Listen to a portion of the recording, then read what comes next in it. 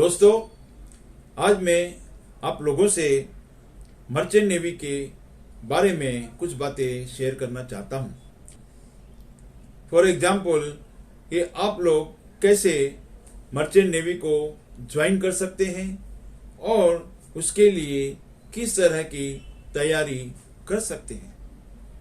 दोस्तों, जो इस चैनल पर नए आए हैं वो प्लीज़ सब्सक्राइब कर लें और बेल आइकन के बटन को भी दबा लें ताकि आगे भी मेरे नए वीडियोस आप लोगों को मिलते रहें। आगे बढ़ने से पहले मैं आप लोगों को बता दूं कि भले ही इस जॉब में सैलरी लाखों रुपए में होती है, लेकिन जिस तरह हर सिक्के के दो पहलू होते हैं, उसी तरह इस जॉब के भी कुछ फायदे और कुछ नुकसान हैं। मैं आप लोगों को दोनों के ही बारे में बताने की कोशिश करूंगा। फिर यह आप पर डिपेंड रहेगा कि आप लोगों को इसे ज्वाइन करना है या नहीं। इसे समझने के लिए आप लोगों को वीडियो को ध्यान से सुनना पड़ेगा और इसको अंत तक भी देखें। पहले इस जॉब के फायदों के बारे में मैं आप लोगों को बताना चाहूँगा। इतनी सैलरी बहुत कम प्रोफेशंस में देखने को मिलती है। सैलरी अच्छी होने की वजह से आप कम समय में ज़्यादा तरक्की कर सकते हैं।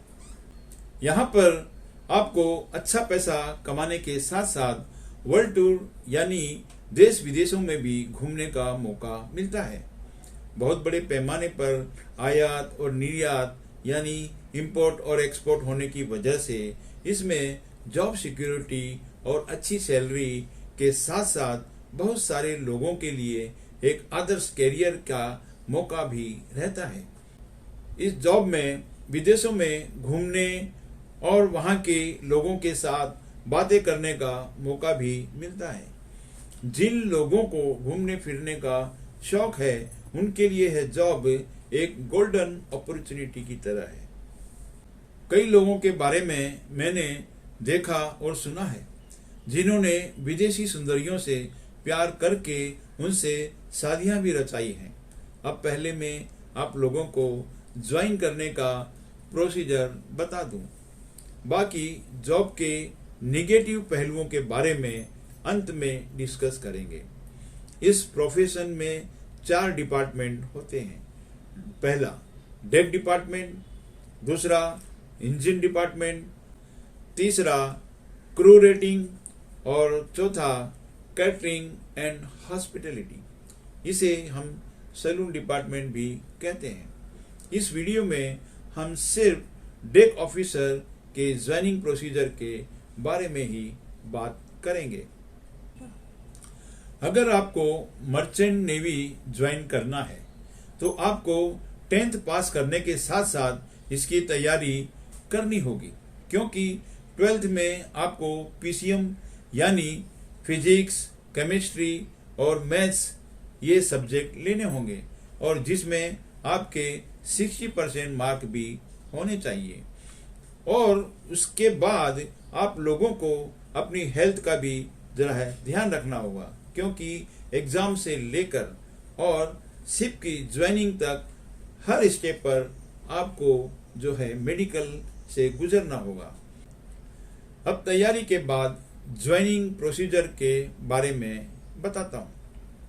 आपका एग्ज़ाम में एलिजिबल होना इस बात पर डिपेंड करता है कि 12th with PCM 60%, I site 6/6 और मेडिकली जो है आपका जनरल मेडिकल जो है वो फिट होना चाहिए।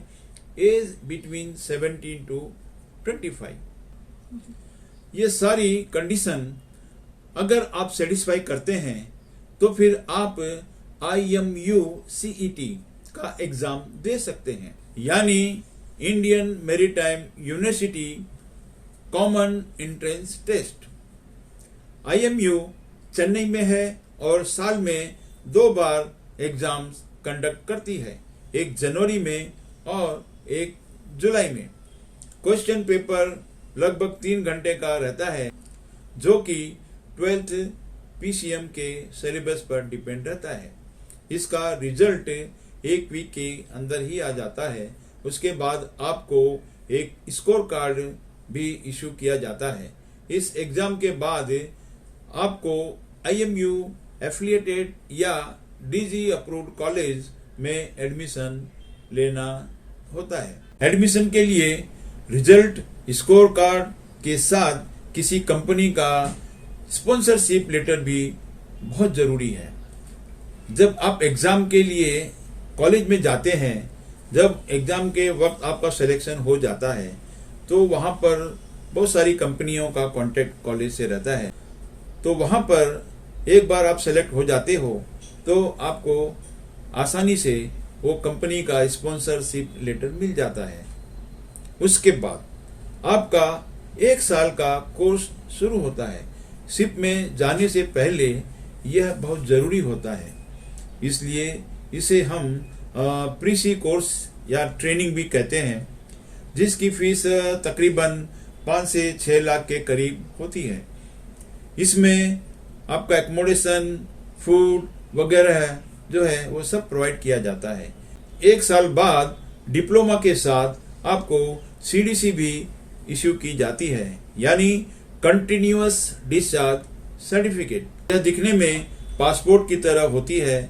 इसमें सी सर्विस रिकॉर्ड मेंटेन किया जाता है कि किसने कब और कहां पर शिप को ज्वाइन किया या शिप को लीव किया। इन डॉक्यूमेंट के साथ आपको 18 महीने की सी सर्विस भी करनी होती है, जिसके लिए आपको 2 या 3 शिप भी करने पड़ सकते हैं। जिस कंपनी ने स्पॉन्सरशिप किया है वही शिप पर भी आपको भेजेगी। सी सर्विस में आपको नेविगेशन या जहाज चलाने की ट्रेनिंग के साथ साथ कार्गो ऑपरेशन, बलास्ट ऑपरेशन और शिप मेंटेनेंस और सेफ्टी मैटर वगैरह के बारे में भी ट्रेनिंग दी जाती है। सी सर्विस पूरी होने के बाद 4 महीने का फाउंडेशन कोर्स भी करना पड़ता है।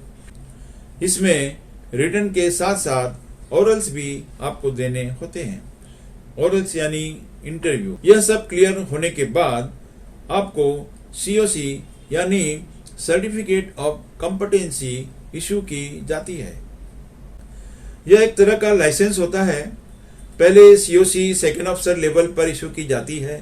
उसके बाद हर लेवल यानी रैंक के लिए आपको एग्जाम्स, ओरल्स देने होते हैं, जब जाके आपको हायर लेवल की COC इशू की जाती है। सेकंड ऑफिसर की COC मिलने के बाद आप एक सर्टिफाइड ऑफिसर बन जाते हैं, जिससे कि आप अपनी इंडिविजुअल वॉचेस जो है ड्यूटी और डिपार्टमेंटल काम कर सकते हैं। अब मैं आप लोगों को इस जॉब के निगेटिव साइड यानी दूसरे पहलू के बारे में भी बताना चाहूँगा, क्योंकि ज्वाइन करने के पहले यह भी जानना आपके लिए बहुत ज़रूरी है। सबसे पहले तो आप अपनी फैमिली को मिस करते हैं और लंबी लंबी सेलिंग होने की वजह से अगर आपके घर में कोई इमरजेंसी होती है या कोई फंक्शन या कोई फेस्टिवल, तो आपको घर पर ना पहुंच पाने के कारण सब लोग मिस करते हैं। एक तरह से आप सोशल लाइफ से डिस्कनेक्ट से हो जाते हैं। आजकल सब लोग सोशल मीडिया के एडिक्ट से हो गए हैं, लेकिन शिप पर कई महीनों तक इन सब चीज़ों से आप लोगों को दूर रहना होगा। अब बात करते हैं वेदर की। आप लोगों को पता ही है कि समंदर में अक्सर तूफान आते रहते हैं, जिसकी वजह से हैवी रोलिंग और पिचिंग शुरू हो जाती है। शिप की साइडवेज मूवमेंट को रोलिंग कहते हैं और पिचिंग जो है आगे और पीछे की मूवमेंट को कहते हैं। रफ वेदर होने की वजह से कई बार कुछ लोग तो खाना तक नहीं खा पाते और वॉमिटिंग भी करते रहते हैं। इसे सी सिकनेस कहते हैं। कई लोग इस वजह से ये जॉब भी छोड़ जाते हैं और कई लोग तो फॉरेन घूमने के चक्कर में शिपिंग में आ जाते हैं। हमारे वक्त में तो फिर भी सब कुछ ठीक था और बाहर घूमने का जो है हमें मौका मिल जाता था। लेकिन आजकल ज़्यादा प्रॉफिट के चक्कर में कार्गो ऑपरेशंस बहुत फास्ट हो गया है। प्राइवेट पोर्ट भी बहुत हो गए हैं, इनके रेगुलेशंस बहुत स्ट्रिक्ट होते हैं और ज़्यादातर ये शहर से दूर भी रहते हैं, जिसके कारण बाहर जाने का मौका नहीं मिल पाता। पहले के मुकाबले अब शिप में सेफ्टी मेजर्स में भारी बदलाव आया है, जिसके कारण ज़्यादातर पोर्ट्स में सर्वे होते रहते हैं। एक तो जो है फास्ट कार्गो ऑपरेशन हो गया, दूसरा ब्लास्ट ऑपरेशन, सर्वे, फिर स्टोर्स भी आ जाते हैं और फिर बंकरिंग भी कभी कभी चलती है। बंकरिंग हम उसको कहते हैं जब शिप में ऑयल वगैरह जो है लिया जाता है। और इन सब के कारण जो है मिला के बहुत ज़्यादा वर्कलोड आ जाता है। इतना वर्कलोड होने के बाद आप बाहर घूमने के विषय में सोच भी नहीं सकते। एक तरह से आपकी लाइफ बहुत ज़्यादा चेंज हो जाती है। दोस्तों, मैंने शॉर्ट में इस जॉब के दोनों पहलुओं को बताने की कोशिश की है। अगर मैं इसको डिटेल्स में बताने जाऊंगा तो ये वीडियो बहुत लंबा हो जाएगा, लेकिन फिर भी मैंने कुछ खास मुद्दे जो हैं आपको बताने की कोशिश की है। अब फैसला आपको करना है। अगर यह सब तकलीफ और स्थितियां आप झेलने के लिए तैयार हैं तो यह जॉब आपके लिए एक बेहतर अपॉर्चुनिटी हो सकता है। अगर आप लोगों की कुछ क्वेरीज है तो मुझे कमेंट करके बताएं, ताकि मैं दूसरे वीडियो में उनका जवाब आप लोगों को दे सकूं।